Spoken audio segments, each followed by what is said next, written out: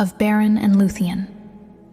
After the thunder of Grond and the cry of the eagle, there came a quieter turning, not peace, but a narrowing of hope, drawn down from the deeds of kings to the fragile courage of single hearts. It was then that I felt Beren enter the tale, not with banners or songs, but as one who had already lost almost everything. I saw him first alone, moving through the northern woods like a hunted thing, his cloak torn, his eyes sharp with the knowledge of flight.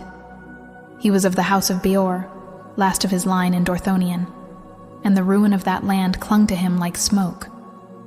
His father Barahir lay dead behind him in memory, betrayed and slain, and on Beren's hand was the ring Finrod Felagund had once given in friendship. A small circle of gold, yet heavy with oaths and grief. I felt his weariness keenly, for unlike elves, men do not carry sorrow lightly. It presses upon them, urgent and unrelenting. Driven south by fate and by enemies, Beren came at last to the borders of Doriath, where the world changed its breath. There the air grew still and watchful, and the trees seemed to lean inward, listening.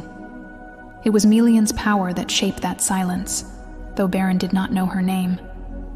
He crossed the girdle not by strength or cunning, but by doom itself, for such was the weaving of that hour. And then the dream softened, and I saw Lúthien. She danced in a glade beneath the twilight of beech and elm, her dark hair flowing like a living shadow, her feet light upon the grass. She was not merely fair, she was presence, a mingling of two worlds. In her lived the light of the Eldar and the deep, other music of the Maya, though even she did not always name it so. Her voice rose in song, and the leaves trembled, and Beren, hidden among the roots, forgot fear, forgot hunger, forgot even the shadow of Morgoth. In that moment, I felt the axis of the world tilt, just slightly, but enough to change the course of ages. When Lúthien saw him, she did not flee. There was wonder in her gaze, and something more dangerous. Choice. Beren named her Tinúviel, Nightingale, for no other word could hold her. I felt his heart leap into peril then, for to love her was already to defy kings and fate alike. Their joy was brief, as all such joys are. Thingol Greycloak soon learned of the mortal who had wandered into his hidden realm and won the love of his daughter. In the halls of Menegroth, carved deep beneath the earth, I heard the clash not of swords, but of pride. Thingol's words were cold and bright as steel. "What would you give," he asked Beren, "for the hand of Lúthien, daughter of Elu Thingol, and Melian the Maya?" And Beren, weary and unguarded, answered with truth rather than caution. "I would give my life."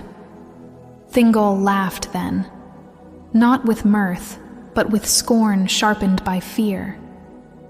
For he had never loved the race of men, and in his heart lingered bitterness against the Noldor and their doom. So he set the price he believed no mortal could pay. "Bring me a Silmaril from the Iron Crown of Morgoth," he said.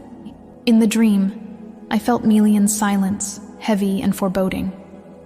She looked upon Beren with pity, and upon Thingol with warning, for she saw further than either. Yet even she did not wholly unravel the music that had brought this to pass. Beren departed without protest, though his face was pale, and Lúthien watched him go as one watches the setting of the sun, knowing night would follow. But she did not remain behind. Here the dream deepened, and I felt Lúthien's will awaken fully, not as defiance alone, but as inheritance. She fled Doriath despite guards and spells, her song weaving sleep upon those sent to stop her. When Celegorm and Curufin seized her in Nargothrond, I felt her fear, sharp but controlled, and the fury beneath it. For the sons of Feanor had their own designs upon her beauty and her lineage, and in them I sensed the old poison of the oath stirring once more. Yet it was Finrod's legacy that turned the tide. Huan the Hound, remembering his master, chose Lúthien over his sworn lords, and so she escaped again, bearing with her not armies, but resolve. What followed felt less like history and more like myth unfolding raw. Beren and Lúthien came at last to Angband itself, not with strength, but with disguise and song. I felt Lúthien's voice rise before the throne of Morgoth, and the dark power of the world faltered.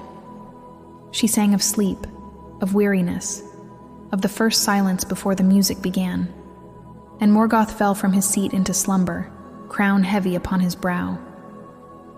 Beren cut the Silmaril free. The knife slipped, blood fell. Doom stirred. The wolf Carcharoth bit off Beren's hand, Silmaril and all, and fled in fire and madness. I felt Beren's pain blaze white, then fade into something colder. His quest was fulfilled, yet broken, and even so he did not curse his fate. In the end, both paid the price. Beren fell, and Lúthien followed him beyond the circles of the world, singing before Mandos himself. Of that song I can scarcely speak. It trembled through the dream like a wound in time. For never before had Mandos been moved to pity, and never again would such a song be sung. They returned, but changed. Lúthien became mortal. Love claimed her immortality as its price.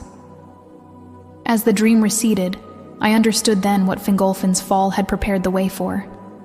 Kings may challenge gods, but it is love, fierce, chosen, and costly, that truly reshapes the music. In the ruin of Beleriand, amid the grinding of powers too vast to master, 2 small lives had defied the weight of the world, and by doing so, had altered it forever.